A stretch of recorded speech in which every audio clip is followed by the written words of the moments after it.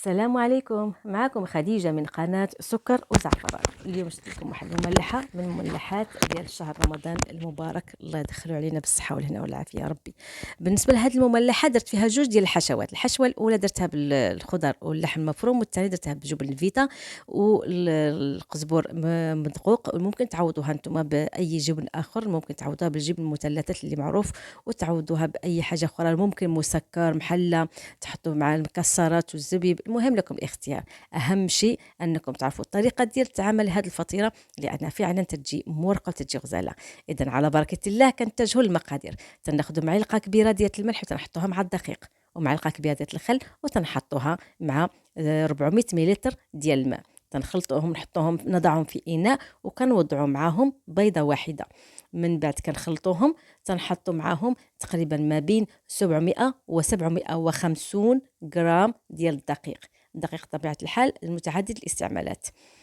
كنخلطوا الدقيق كيف هو العاده وكيف هو المعروف اننا كنديروا شويه بشويه، ومن بعد وكنبداو نخلطوا حتى ينسجم عندنا الخليط، نحطوه في سطح العمل اللي كيسهل علينا العجن.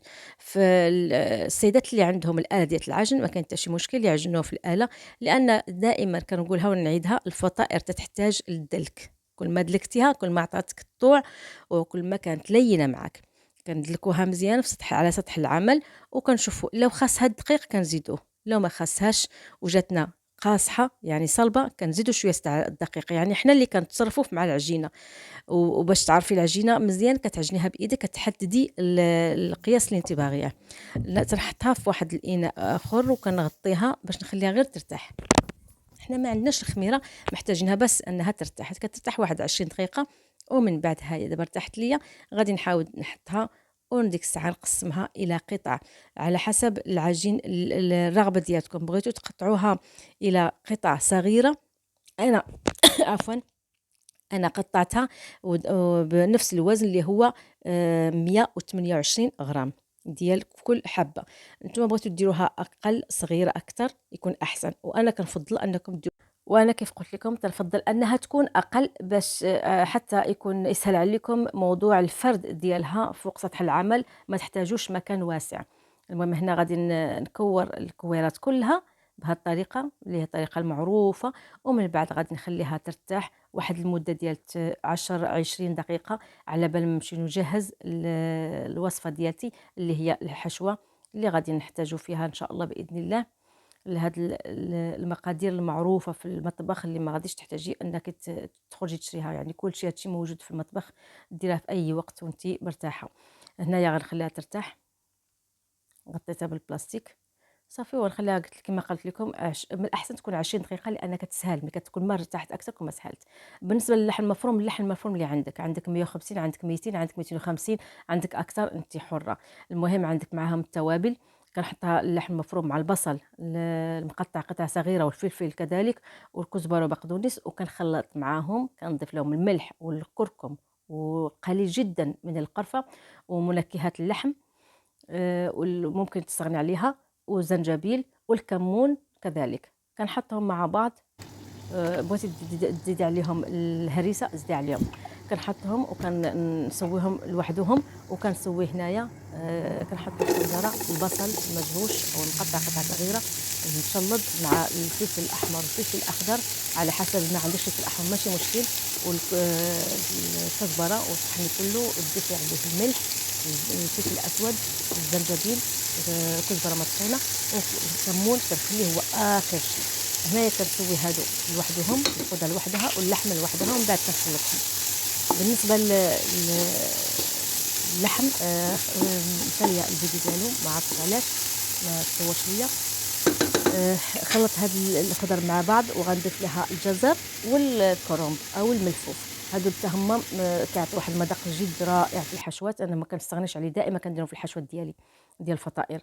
تضيفوا مع البصل بعد ما تشحر البصل ولا الدبل. ما محتاجينش ان هاد الوصفه طيب، ما محتاجينش ان هاد الوصفه تجلس تبقى كثيره فوق النار، فقط شوي، لان في كل الاحوال غتدخل الفرن كذلك. غادي نخلص هاد اللحم، هاد الخضره عفوا، حتى كنكملها وكتستوي كتولي دبلانه. كنضيف عليها اللحم المفرومه وكنحطها على جنب. كنرجع كنرجع للفطائر ديالي اللي كانوا صافي ارتاحوا، وتنبدا نسرحهم او نفتحهم بهذه الطريقه هذه، غير شويه بالمدلك، ما نحتاجش فيها المدلك الطويل، غنحتاج غير في هذا المدلك العادي، وغادي نحطها في طبق، وغادي نكمل نفس الطريقه مع جميع القطع اللي عندي، اللي هي 9 قطع. ومن بعد غادي نفرق بيناتهم بالنشا باش ما يتلصقوش ليا. عاد نمشيو نشوفوا المرحله الثانيه اللي غادي نديروها ان شاء الله بعد ما يرتاحوا هادو واحد 10 دقائق تاني، يعني ما يحتاجوش بزاف تاع الوقت. بعد ما ارتاحوا هما كملتهم كلهم بنفس الطريقه، غادي نحاول انني نفتحهم بوحده بوحده، وغادي نحطهم في طبق خاص. وواحد المساله نقولها لكم وقعت فيها انا في هذه المره، ما عرفتش علاش درت هذه الطريقه. انا كنصحكم باش ما ديروهاش، ما ديروش بحالي. انني انا حطيت كل القطع فوق بعض، كندهن قطعه ونحطها فوق الثانيه. وهنا الدهن كيكون عباره على 200 غرام ديال الزبده مع 100 غرام ديال الزيت. من الافضل تخلطوا الزبده مع الزيت. الا كان الجو بارد غتخلطوهم تدهنوهم وتذوبوهم مع بعض. الا كان الجو بارد حطوهم غير على جنب، راه غادي يتجمع لكم من بعد، يعني تخلوها حتى تبرد. الا كان الجو سخن ممكن تحطوها في الثلاجه باش تعطيكم الشكل ديال الكريم في الدهن، يجيكم ساهل في الدهن.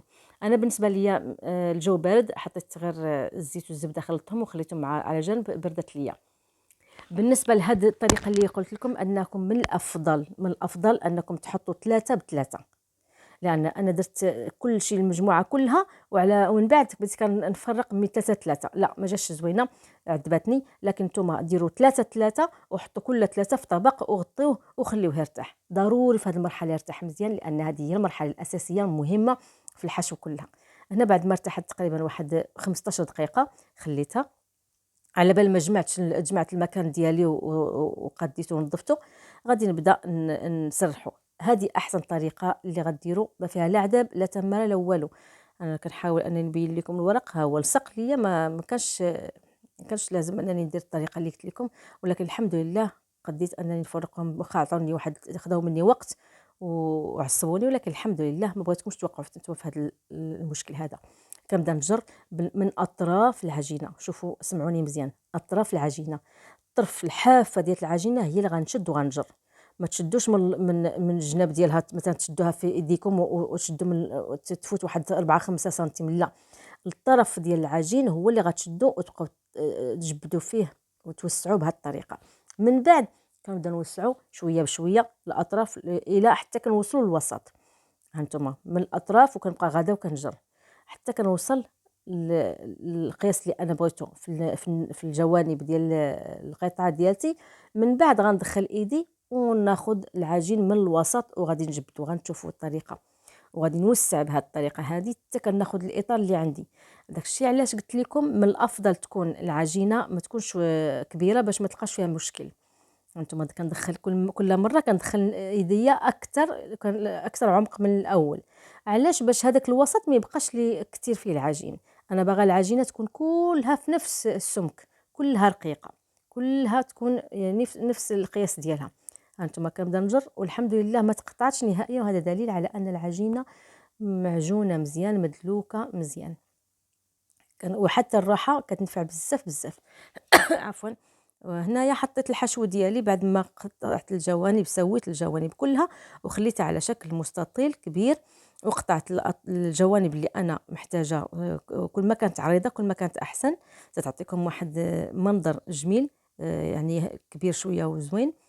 كنحاول اني نشكل على شكل مثلث من الاول، كنبطبط الحشوه ديالتي، وكنبقى غادا كنحط كل حرف في كل اتجاه في اتجاه المقابل ديالو.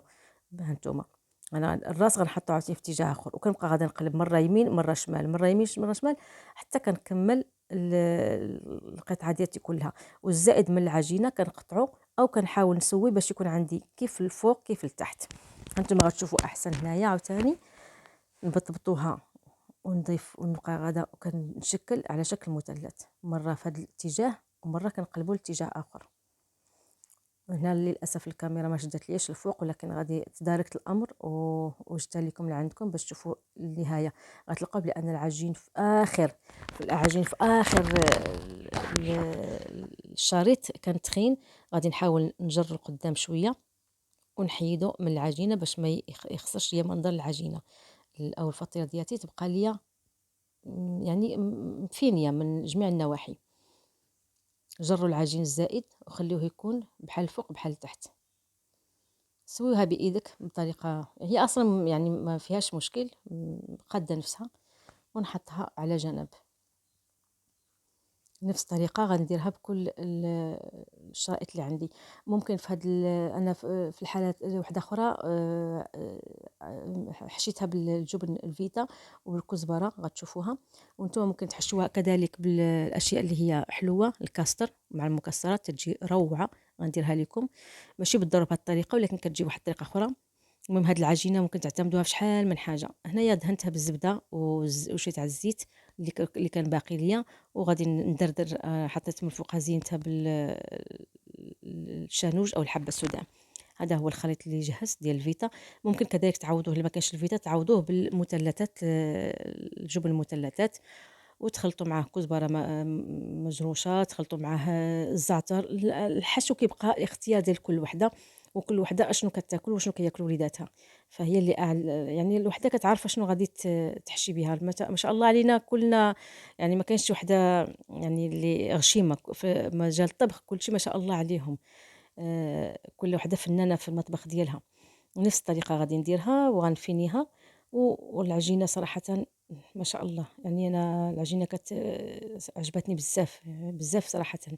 ما عذبتنيش وعطاتني الطوع، وحتى في الاخير الفاينل جات صراحه، جات روعه روعه روعه روعه. الحمد لله عجبتهم بزاف وحماقوا عليها. ان شاء الله غادي نكررها بحشوات حلوه باذن الله. المهم هيا نبقى عليكم، نبقى هكا حتى كنكمل كاع اسمو الشرائط اللي عندي. هذه غادي نديرها بالسمسم باش نعرف نميزها بينها وبين الاخرى. هانتوما هيا خرجتها من الفران. خليكم هالصوت بقى سخونه، حرقاتني في ايدي. شوفوا لي هذا التوريق تحفه. بالنسبه للفران ما قلت لكمش، كنحطوه في الفران مده كيكون الفران اصلا سابق سخون. وكنحطوه عفوا هذه اللي بالسمسم، فيها سمسم من فوق او الزنجان. هذه بالفرماج. شوفوا ملفي. انا صراحه في الاكل عجبتني هذه اكثر، سمنقة ماشي مورقه.